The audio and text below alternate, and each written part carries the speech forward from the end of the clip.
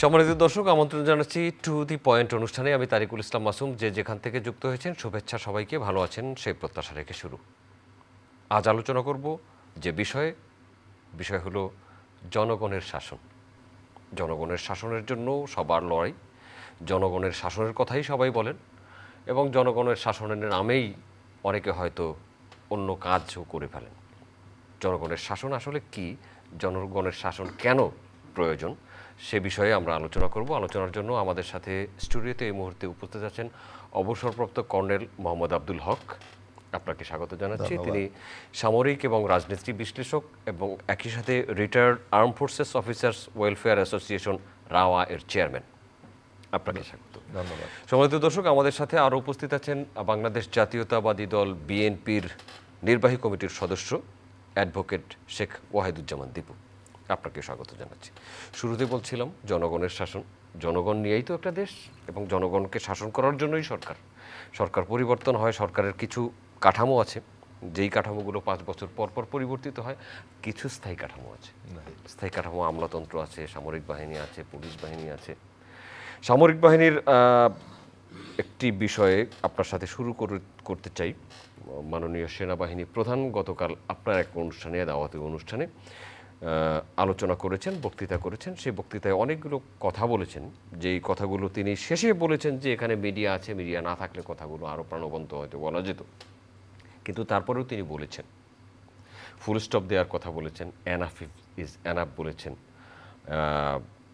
একটা নির্বাচনের কথা বলেছেন 18 মাসের মধ্যে তার যে বলা অনুযায়ী বা ডিসেম্বরের মধ্যে, এবং হানাহানি বন্ধ করার কথা বলেছেন। না হলে তিনি সবচেয়ে বড় সতর্কবাণী যেটি দিয়েছেন, বাংলাদেশের স্বাধীনতার ও সার্বভৌমত্ব হুমকির মুখে পড়বে। আপনি সেখানে ছিলেন, আপনার দাওয়াতে তিনি ছিলেন। আপনাকে দিয়ে শুরু করতে চাই। ধন্যবাদ তারিকুল ইসলাম মাসুদ। ধন্যবাদ অসংখ্য শ্রোতাদেরকে যারা এই মুহূর্তে অনুষ্ঠান দেখছেন এবং ভবিষ্যতে দেখবেন।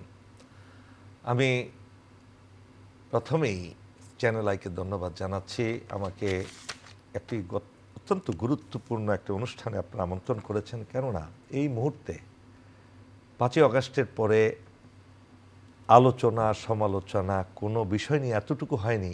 গতকালকে মাননীয় সেনাপ্রধানের যে খুব তাৎপর্যপূর্ণ একটা বক্তব্যের উপরে যে কথাবার্তা পজিটিভ নেগেটিভ হচ্ছে, এবং আমি সেই অনুষ্ঠানে তার পাশেই উপস্থিত ছিলাম। দেখুন, আপনার আজকের অনুষ্ঠানের বিষয় হলো জনগণের শাসন, তাই নয় কি? দুঃখজনক হলে সত্য যে জনগণের শাসনের জন্য সাম্য, সামাজিক ন্যায় বিচার, মানবিক মূল্যবোধ, মর্যাদা প্রতিষ্ঠার জন্য 1971 সালে যুদ্ধ হয়েছিল এই সেনাবাহিনীর নেতৃত্বে। এই সেনাবাহিনীর নেতৃত্বে সারা দেশবাসী যুদ্ধ করেছে। সে যুদ্ধে অসংখ্য প্রাণহানি হয়েছে, রক্তের বন্যা বয়ে গেছে। কিন্তু যুদ্ধের পর 16ই ডিসেম্বরের পরে আমরা কি সে অ্যাসপিরেশন অনুযায়ী যা আশা করেছিলাম তা পাইনি। আবার শুরু হলো নিজেরা মারামারি, নিজেরা হানাহানি। 3.5 বছর কাটলো, পট পরিবর্তন হলো। জেনারেল জিয়াউর রহমানকে জনগণ ক্ষমতায় বসালেন। উনি ইচ্ছুক ছিলেন না, কিন্তু সেই সময় তাকে ব্যতীত আর কোনো নেতাই খুঁজে পাওয়া যাচ্ছিল না। বাধ্য করলো জনগণ তাকে রাজনীতির মাঠে নামানোর জন্য। কেন সেই ভ্যাকুয়ামটা ছিল, তখন আওয়ামী লীগ তো আগেই নিষিদ্ধ ছিল। আমি সংক্ষেপে বলছি, আমি সামরিক বাহিনীর এটা বলছি শুধু ইম্পর্টেন্সটা, যাতে মানুষ বুঝতে পারে। সেই সময়ে যদি জেনারেল জিয়া এক সময় 71 সালে উই রিভল্ট বলে যুদ্ধে নেমেছিলেন, স্বাধীনতা ঘোষণা করে মানুষকে দিশার মধ্যে নিয়ে আসছেন, দিশাহারা মানুষকে, যেন there is somebody, there are someone taking the lead of the war. General Ataul Gani ওসমানীর নেতৃত্বে যুদ্ধ হয়েছিল। এটা সামরিক বাহিনীর সম্পূর্ণ অবদান। ইন্ডিয়ার দয়া না, আমরা স্বাধীন করেছিলাম। আমি সেই সময়ে সামরিক বাহিনীর ভূমিকাটা, সেনাবাহিনীর ভূমিকাটার কথা বলছি। এরপরে জিয়াউর রহমানের আবির্ভাব আর 1975 সালের পরে, এবং তিনি সেই সুযোগ্য ভূমিকা রেখেছিলেন সামরিক বাহিনীর নেতৃত্বে থেকে।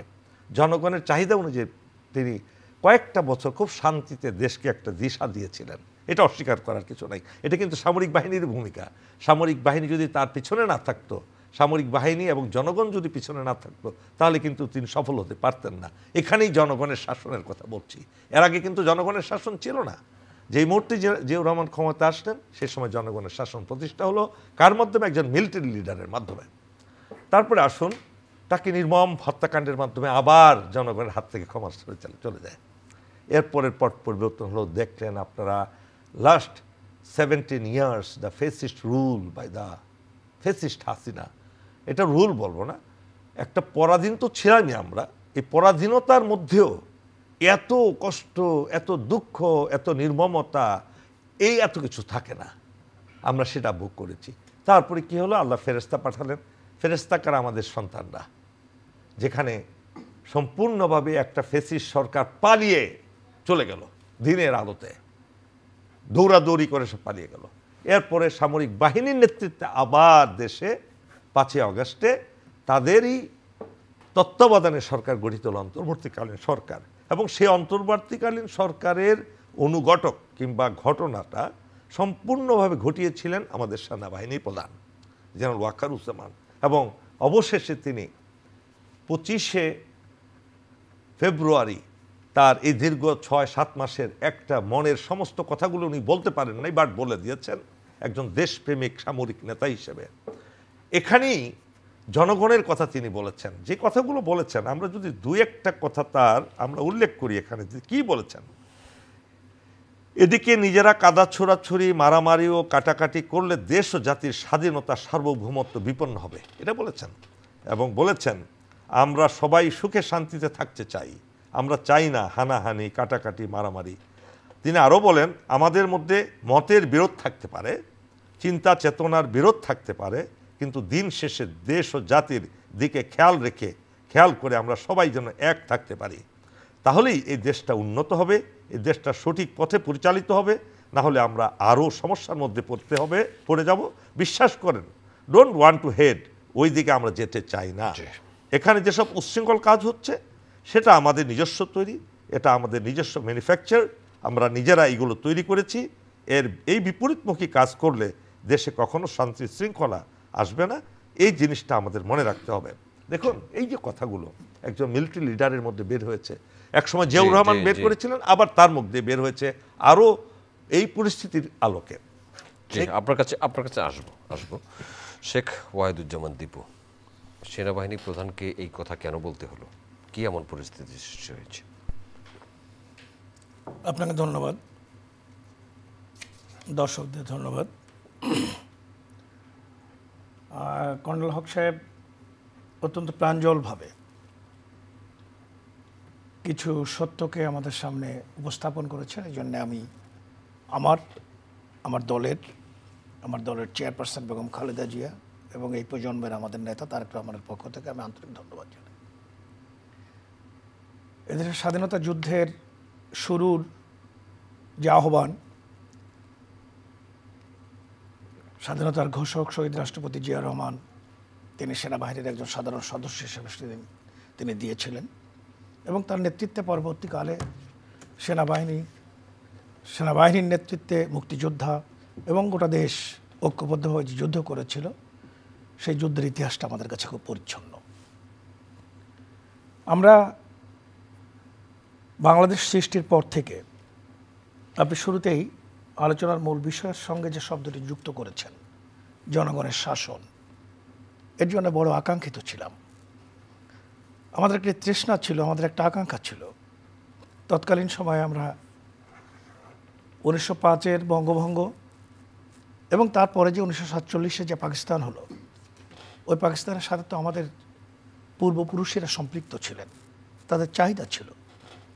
এই চাহিদাটা ছিল আমাদের এই অঞ্চলের মানুষের, এই জনপদের মানুষের স্বাধিকার এবং শাসন ব্যবস্থার সাথে তাদের অংশগ্রহণের যে আকাঙ্ক্ষা, সে আকাঙ্ক্ষা থেকে আমরা দেখেছি 47 উত্তীর্ণ হয়ে 71 পর্যন্ত আমরা যতটুকু খুঁজে পেয়েছি তা আমাদের জন্য ছিল মারাত্মকভাবে বৈষম্যমূলক।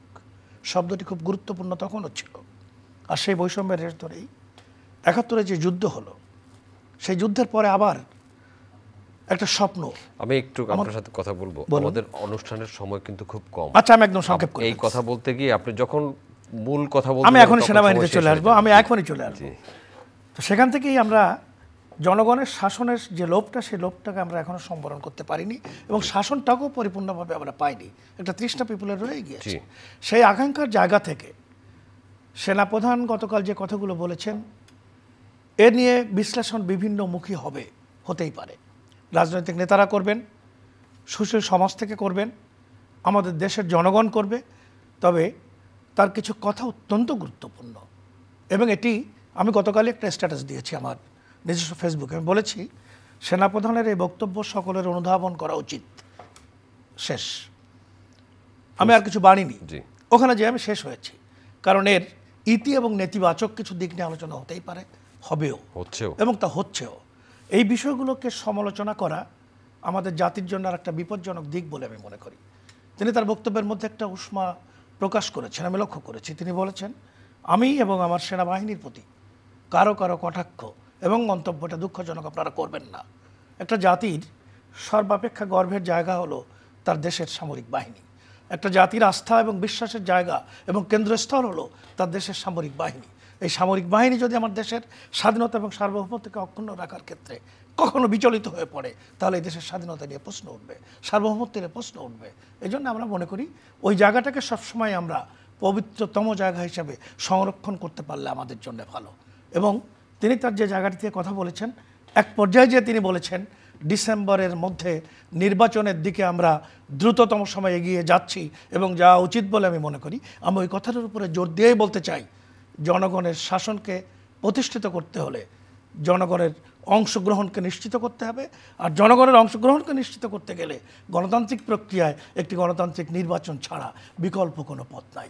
এজন্যে সেই নির্বাচনের দিকে এগিয়ে যাওয়ার যে আহ্বানটি সামরিক বাহিনীর প্রধান আমাদের দেশের, যিনি অত্যন্ত গুরুত্বপূর্ণ একটি মুহূর্তে জাতিকে আরেকটি বিপজ্জনক অবস্থা থেকে রক্ষা করেছেন, আমরা দেখেছি তখন লেখা হয়েছে অনেক কিছু, অত্যন্ত কৌশলী হয়ে তিনি ওই অবস্থাটি খুবই স্মার্টলি তিনি ওটাকে ওভারকাম করতে পেরেছিলেন। আসলে তাই সে অবস্থাটা অব্যাহত রেখে তিনি গতকাল যে বক্তব্য রেখেছেন, আমি মনে করি এটা একেবারে সমালোচনার বাইরে যাবে, নট দ্যাট, হবেই। তবে যতটুকু সমালোচনায় তাকে আঘাত করবে, তার থেকে বেশি তার ওই সদিচ্ছা যে দেশের জনগণের কাছে জনগণের ক্ষমতা ফিরিয়ে দিয়ে নেওয়ার জন্যে ডিসেম্বর পর্যন্ত, ডিসেম্বরের মধ্যে নির্বাচনের একটু অনুকূল পরিবেশ তৈরি করার প্রায় সামগ্রিক দায়িত্ব ওনার বক্তব্য এবং কার্যক্রমের উপরে নির্ভর করছে। সকল কিছু বন্ধ হয়ে যাবে যদি তিনি তার মেধা, মনন, বুদ্ধিমত্তা এবং তার বাহিনী সহ জনগণের আকাঙ্ক্ষাটিকে উপলব্ধি করতে পেরে সে অবস্থানটি গ্রহণ করেন। ধন্যবাদ আপনাকে। সেজন্য তাকে আমন্ত্রণ জানাচ্ছি। মোহাম্মদ আব্দুল হক, জনগণের শাসনের জন্য নির্বাচন জরুরি, নির্বাচনের কথা বলছেন। কেউ কেউ জাতীয় নির্বাচনের কথা বলছেন, কেউ স্থানীয় সরকারের নির্বাচনের কথাও বলছেন। যেই বৈষম্য বিরোধী ছাত্ররা অসাধ্য সাধন করেছে, তাদের নেতৃত্বে একটি রাজনৈতিক দল আসছে শুক্রবার, আর সেই ছাত্র সংগঠনের নেতৃত্বের একটি পৃথক ছাত্র সংগঠন হয়েছে আজ। রাজনৈতিক দল গঠনের উদ্দেশ্যই হলো ক্ষমতায় অংশগ্রহণ করা বা ভোটে যাওয়া বা নির্বাচন করা বা নির্বাচিত হওয়া। তাদের এই ভূমিকা আপনি একজন নাগরিক হিসেবে কেমন দেখছেন? প্রথমত আপনাকে এই কথাটা আমি দৃঢ়তার সাথে বলতে চাই যে সাংবিধানিক অধিকার আছে এই দেশে যে কারো রাজনীতি করার, যে কারো রাজনীতি করার। এই দেশের নাগরিকদের রাজনীতির অধিকার সংবিধান দিয়েছে। দ্বিতীয় কথা হলো রাজনৈতিক দল করারও অধিকার এদেশের জনগণের আছে। সুতরাং সাংবিধানিকভাবে তারা কোনো নেগেটিভ কিছু করেনি। এখন আসেন কেন করতে গেলেন তারা? নাহিদুল ইসলাম পদত্যাগ করলেন এবং নতুন দল একটা গঠন করলেন। আমি কোনো রাজনৈতিক ব্যাকগ্রাউন্ড বাদ দিয়ে আমি যদি একজন নিরপেক্ষ ব্যক্তি হিসেবে কথাটা এভাবে বলি, সেটা কেউ মনে কষ্ট নেবেন না। যে দেখেন, এই আন্দোলনের আমিও একজন অংশীদার ছিলাম। সামরিক বাহিনী থেকে আমিও বিদ্রোহ করেছিলাম, আপনারা জানেন, ক্যান্টনমেন্টে মিছিল বের করেছি এবং দীর্ঘ 15 বছর ফ্যাসিস্টের বিরুদ্ধে হাজার হাজার আমি ভিডিও করেছি, আমি বিভিন্ন চ্যানেলে বলেছি। আমিও কিন্তু স্টেক হোল্ডার। আর যদি এক সপ্তাহে সরকার টিকে থাকতো, আমার অস্তিত্ব থাকতো না এবং এই দেশে চিরদিন ইন্ডিয়ার হাতে চলে যেত গৃহযুদ্ধের মাধ্যমে। সেই পরিস্থিতি থেকে উত্তরণের পর আপনি দেখেন, এই যে বালকেরা বালিকারা নিজেদের জীবন উজাড় করে দিয়ে 2 হাত দিয়ে যখন বুকে গুলি পেতে নিতে পারে, সেই জাতিকে কিন্তু সেই গরুকে কিন্তু আপনি কখন পরাজিত করতে পারেন না। এটা কিন্তু একটা স্পিরিটেড। যখন এক মেয়ে বলতে পারে আমার পিছনে পুলিশ, আমার সামনে স্বাধীনতা, এই যে কথাগুলো আসছে, অসংখ্য প্রাণের বিনিময়, তাদের অ্যাসপিরেশনটা যখন দেখলো যে হোঁচট খাচ্ছে, সেটা কেমন? তারা তো এই ফ্যাসিস্ট হাসিনাকে মুক্ত করে এই দেশটাকে একটা সুন্দর সমাজ গঠন করতে চেয়েছিলেন, যেখানে চাঁদাবাজি থাকবে না, পলিটিক্যাল সুপ্রিমেসি থাকবে না জনগণের উপর, পলিটিশিয়ানরা জনগণের বন্ধু হবে, তাদের প্রভু হবে না। এই জিনিসটা যখন তারা পাচ্ছে না, এবং যেই অত্যাচারীরা, যারা হত্যাকারী, যারা খুন করেছে, গুম করেছে, তাদের বিচার হচ্ছে না, এবং যা এই 6-7 মাস হয়ে যাওয়ার পরেও এই ব্যাপারে পলিটিক্যাল পার্টিও একটু নির্জীব হয়ে গেছে, সেই দিকে না গিয়ে, বিচারের কথা না বলে, সাম্যের কথা না বলে, সামাজিক শান্তির কথা না বলে, শুধু নির্বাচন নিয়ে যখন তারা টানা হেঁচড়া করছে, এবং এই ছেলে মেয়েদের, এই হতাহতদের, শহীদদের কথা ভুলে যাচ্ছে, সেই মুহূর্তে তারা ভাবলো তাহলে কি আমাদের এই যে বিপ্লব করলাম রক্তের বিনিময়, জীবনের বিনিময়ে, যেটা কোনো পলিটিক্যাল পার্টি করতে পারেনি, আমরা এই স্বাধীনতা আনার পরে এটা কি বিফলের দিকে যাচ্ছে? তখনই তাদের মধ্যে এই হতাশা থেকে, তাদের এই বঞ্চনার হতাশা থেকে, দেশকে মুক্ত করার সেই স্পৃহার ব্যর্থ হওয়ার হতাশা থেকে তারা নিজেরা সিদ্ধান্ত নিল আমরা একটা দল গঠন করব, আমরা এই তথাকথিত প্রচলিত রাজনীতিতে আমরা স্বাধীনতা পাবো না, আবার হাসিনার মতো আমাদের উপর চেপে বসবে দেশের তথাকথিত রাজনীতিবিদ, যাদের আদর্শ নাই, যাদের চরিত্র নাই, যারা লুটপাট করে বিপুল পরিমাণ টাকার মালিক হয়েছে, এই জনগণের টাকা চুরি করেছে, সরকারি কোষাগারের টাকা চুরি করেছে, জিরো থেকে হিরো হয়েছে। এই ধরনের লোকেরা যদি আবার নির্বাচিত হয়ে আসে এই অল্প সময়ের মধ্যে, অবশ্যই আসতে হবে, তারা ছাড়া প্রার্থীও নির্বাচিত হতে পারবে না, কেন তাদের টাকার জোর আছে, এবং সেই কালো টাকা, পতিত সরকারের কালো টাকা তাদের হাতে আবার চলে যাচ্ছে। এই হতাশা থেকে তারা রাজনৈতিক দলটা গঠন করেছে।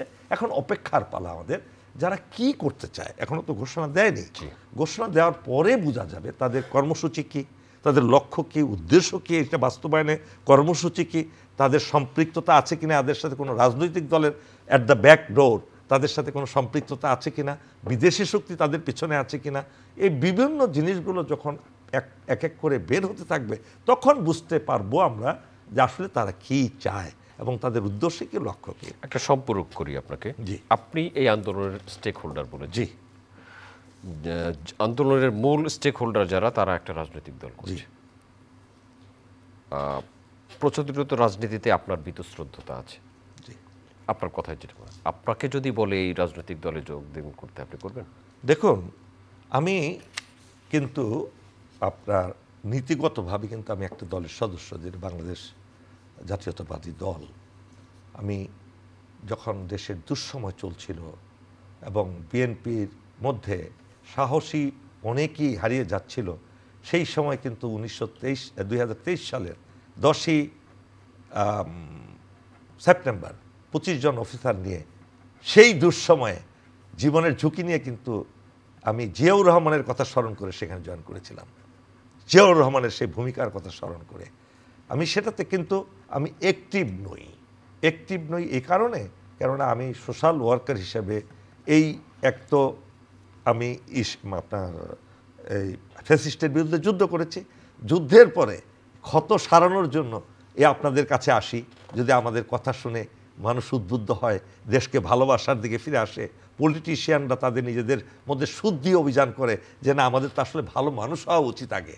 এখনই যদি রাজনীতিবিদ, যেমন আমার সামনে একজন পলিটিশিয়ান আছেন, উনি সিজন পলিটিশিয়ান এবং খুব ভালো পলিটিশিয়ান, ওনার কথাবার্তা বোঝা যায় যে এই পলিটিশিয়ানরা যারা এই দেশ শাসন করবে 300 এমপি, আমি এই কথা বলতে চাই জোর দিয়ে, প্রত্যেকটা রাজনৈতিক দল, সেটা বিএনপি হোক, জামাত হোক, যারাই হোক না কেন, ফ্যাসিস্ট আসতে পারবে না, কোনো সন্দেহ নাই।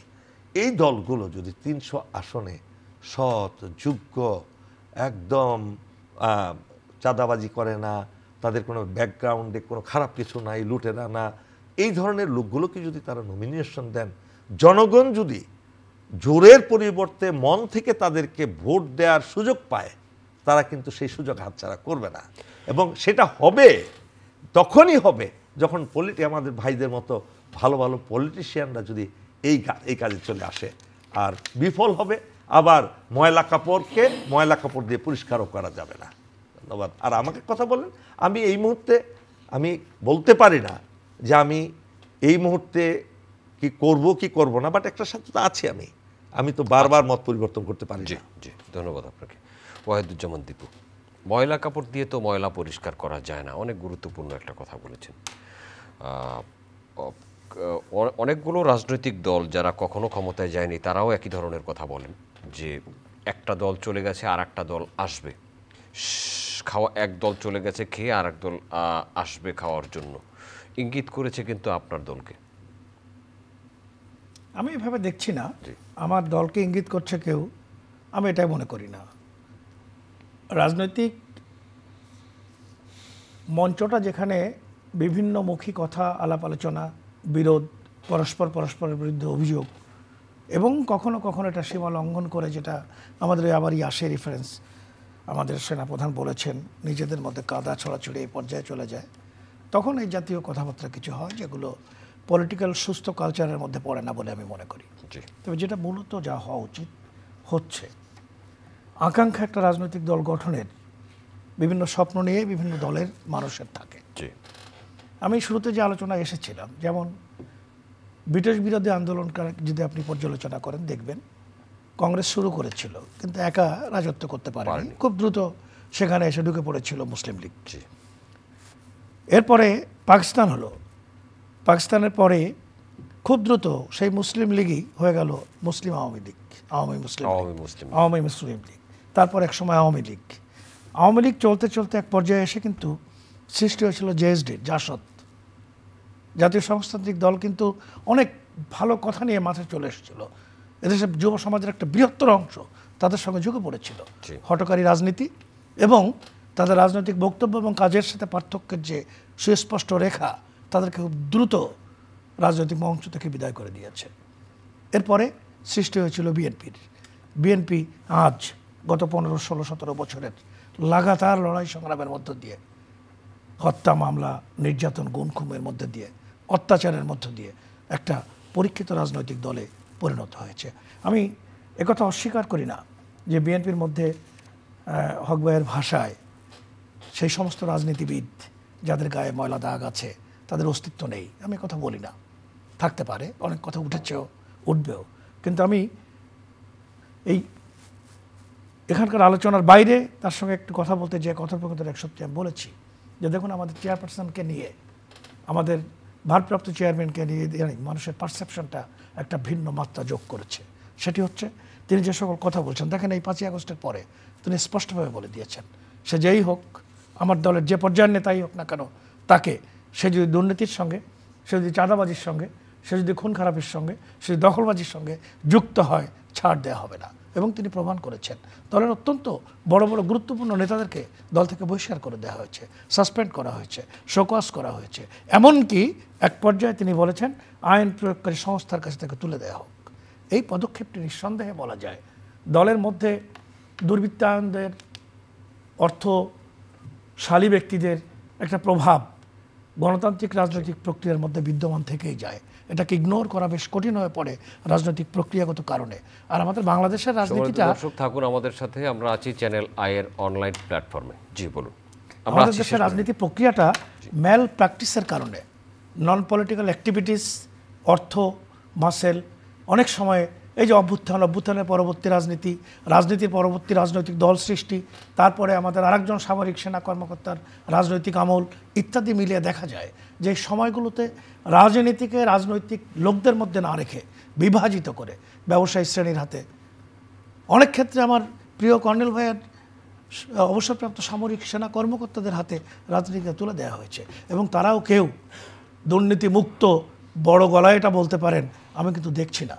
অনেককেই দেখেছি যারা সামরিক সেনাবাহিনীর কর্মকর্তা হিসাবে অবসর গ্রহণ করার পরে রাজনীতি এসেছেন এবং পরবর্তীকালে এই যে আওয়ামী লীগের কর্নেল ফারুক খান দুর্নীতির দায়ে বেরিয়ে গেছেন না, তো সরাসরি দুর্নীতির অভিযোগ ছিল তার বিরুদ্ধে। তাহলে একজন লোক কিন্তু তাকে দল প্যাট্রোনাইজ করেছে, আমি হ্যাঁ শিওর, দল প্যাট্রোনাইজ, যে কারণ যেটাই হোক না কেন, এই জন্য আমি বলি যে একটা ব্যক্তি কখনো, একজন ব্যক্তি তার ব্যক্তিগত অবস্থান থেকে ভালো হতে পারে, উনি অনেক ভালো হতে পারেন, কিন্তু তার ভালো রিফ্লেকশনটা অ্যাজ এ হোল একটা স্টেটের পরে ফেলানো, তার টোটাল সিস্টেমের ফেলানো খুবই কঠিন। এই জন্য প্রাতিষ্ঠানিকভাবে যদি আপনি ভালো কিছু করতে পারেন, সেটাই ভালোর প্রভাবটাকে সবাইকে প্রভাবিত করবে। ব্যক্তি ভালো হওয়া তো অবশ্যই প্রয়োজন, একজন খারাপ ব্যক্তি দিয়ে খারাপ ভালো কাজ করানো খুব কঠিন, এটা হয় না। ময়লা কাপড় দিয়ে ময়লা পরিষ্কার করা যাবে না, কিন্তু ময়লা কাপড়টা আপনি যে মেশিনের মধ্যে দেবেন, ওই মেশিনের মধ্যে ডিটারজেন্ট পাউডার দিতে হবে, ওই মেশিনের মধ্যে একটু পানি আসার ব্যবস্থা করতে হবে, তাহলে দেখবেন যত ময়লায় ঢুকুক না কেন একসাথে অনেকগুলো ময়লা কাপড় সব ধুয়ে পরিষ্কার হয়ে ফর্সা হয়ে বেরিয়ে আসছে। এই জন্য আমাদের ময়লার ওই মেশিনটাকে ভালো করতে হবে। ময়লার মেশিনটা ভালো হলে ময়লার জায়গাটা পরিষ্কার। আপনি তো 2018 সালের নির্বাচনের মনোনয়ন পেয়েছিলেন। জি না, আমি 2008 সালে নির্বাচনে মনোনয়ন পেয়েছিলাম, 2008 এবং আমার প্রতিদ্বন্দ্বী প্রার্থী ছিলেন এই ভেগে যাওয়া শেখ হাসিনা। বাগেরহাট 1, বাংলাদেশ 95। তিনি আমাকে প্রস্তাব পাঠিয়েছিলেন। আমাদের বাড়ি এবং তার বাড়ির দূরত্ব 2 কিলোমিটার, মাঝখানে মধুমতি নদী। তার কিছু সাঙ্গপাঙ্গ দিয়ে প্রস্তাবও পাঠিয়েছিলেন, বিরাট বিরাট প্রস্তাব। আমি একটু প্রকাশ্য জনসভায় বক্তৃতা করেছিলাম। আপনি দাবি করেন আপনি জাতির জনকের কন্যা, আপনি দাবি করেন আপনি বঙ্গবন্ধুর কন্যা, আপনি দাবি করেন আপনি শেখ মুজিবের কন্যা, সবই সত্য। এই সত্যগুলোকে আপনি প্রমাণ করেন। আপনি আমার আসনে আসছেন কেন? 3টে আসনে দাঁড়াইছেন, ওই 2টাই করেন যা, আমারটা ছেড়ে দিয়ে আপনি চলে যান, আমাকে ছাড়তে বলেন কেন? তাই রিসিভ দেন 70,000 ভোট, 70,000 ভোট পেয়েছিলাম। ওই বাজারে বিএনপি মাত্র 23টা আসন পেয়েছিল তখন। আমাদের অনেক ভিআইপি প্রার্থী জামানত বাজেয়াপ্ত হয়ে গিয়েছিল তখন। এরপরে আর নির্বাচন করেননি? এরপরে আর নির্বাচন করিনি, 2008-এর পরে আর নির্বাচন করিনি। 2008 পরে তো বাগেরহাটে ছিলাম কিছুদিন, তারপর তো বাগেরহাট থাকতে পারিনি। আমি বাগেরহাট বা উকিল বারের ইলেক্টেড 7 টাইমস প্রেসিডেন্ট সেক্রেটারি। আমার ছেলে লন্ডন থেকে লেখাপড়া করে আসছে, এখন একটা জায়গায় কাজ করে, আলহামদুলিল্লাহ ভালো আছে। আমার মেয়েটা ডাক্তার, আমার জামাই ডাক্তার, আমার ছেলের বউ ওনাদের একটা সেনাবাহিনীর স্কুলে শিক্ষকতা করে, তারা সবাই ভালো আছে। আমাকে তো বাড়িতে থাকতে দেয় নাই, আমাকে তো আমার ঘর তন্ন তন্ন করে ছিন্ন ভিন্ন করে ফেলেছে। আমি এক পর্যায়ে বাগেরহাট থেকে পালিয়ে এসে ঢাকায়, চিটাগাঙে, রাজশাহীতে বিভিন্ন জায়গায়, গত 15 বছরের ইতিহাস আমার অনেক দুঃখজনক ইতিহাস। আমার গোটা পরিবারকে তছনছ করে দিয়েছে। সেনাবাহিনীতে আমি পরিচয় দেব না এখন। আমার নিকটাত্মীয়, আমার ব্রাদার ইন ল ছিল, আমার ভাইরা ছিল, তারা কেউই এগোতে পারে নাই। তাদের সবাইকে একটা অপরিণত সময়ে বের হয়ে আসতে হয়েছে সেনাবাহিনী থেকে। তারা আছে, সবাই এখনো আছে। ধন্যবাদ। ঠিকই আছে তারা। আমরা শেষ করব কর্নেল আব্দুল হক। এই পরিস্থিতিতে সামনের দিনে নির্বাচনের জন্য বা একটি সুস্থ সমাজ বাংলাদেশ এর জন্য কি করা দরকার? আমি একেবারে সহজ সরলভাবে বুঝি। জি, গত আন্দোলন থেকে শিক্ষা নেওয়া উচিত, বিপ্লব থেকে শিক্ষা নেওয়া উচিত। যদি শিক্ষা নিয়ে থাকে প্রকৃতপক্ষে রাজনৈতিক দলগুলো, তাদের উচিত হবে, যেমন একটু আগে আমার ভাই বলছিলেন যে অনেককে বহিষ্কার করেছে, আরও অনেক বহিষ্কার করতে হবে। এখনও তাদের আস্ফালন, বিশাল বিশাল জনসভায় যখন তারা হাত তুলে, তারা বলতে পারে না যে আপনারা মিথ্যা কথা বলবেন না, এই কথা তাদের মুখ দিয়ে বেরোতে পারে না। তারা বলতে পারে না আপনারা মাদক মুক্ত সমাজ গড়ে তুলুন, কেন তারা নিজেরা মাদকের ব্যবসা করে। তারা বলতে পারে না চাঁদাবাজি করবেন না, কেননা তারা চাঁদাবাজি করে, এখনও করে। প্রত্যেকটা জায়গায় তাদের লুটেরাদেরকে বসিয়ে দিয়েছে, এবং আজকে দেশ এবং জাতি সব জায়গায় নয়, তটস্থ হয়ে পড়েছে তাদের আস্ফালনে।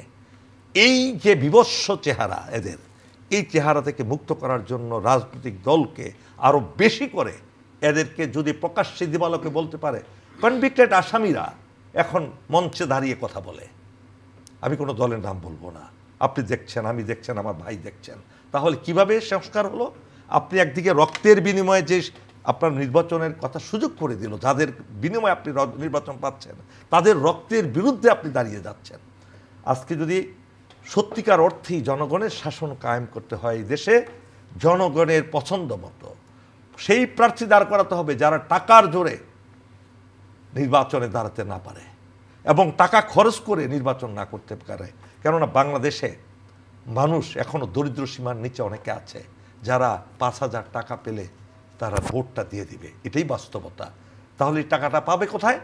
দুর্নীতিবাদ ছাড়া এই টাকা তাদের থাকতে পারে না।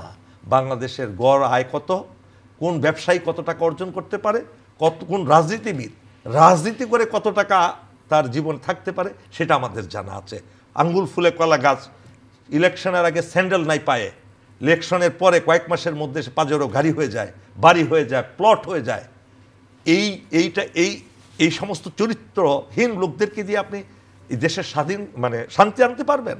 এই রক্তের বিনিময়ে তাদের দ্বারা শান্তি প্রতিষ্ঠিত হবে? কখনো হবে না।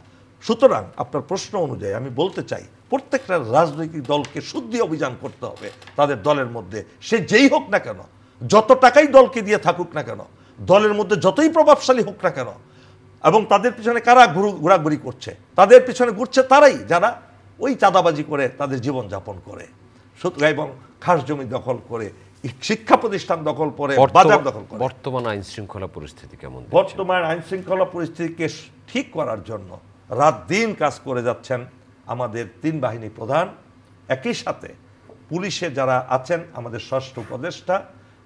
প্রতিনিয়ত তারা চাচ্ছেন এই দেশের অন্তত পক্ষে আইন শৃঙ্খলা পরিস্থিতিকে একটা ইয়ের মধ্যে নিয়ে আসা, সীমার মধ্যে নিয়ে আসা।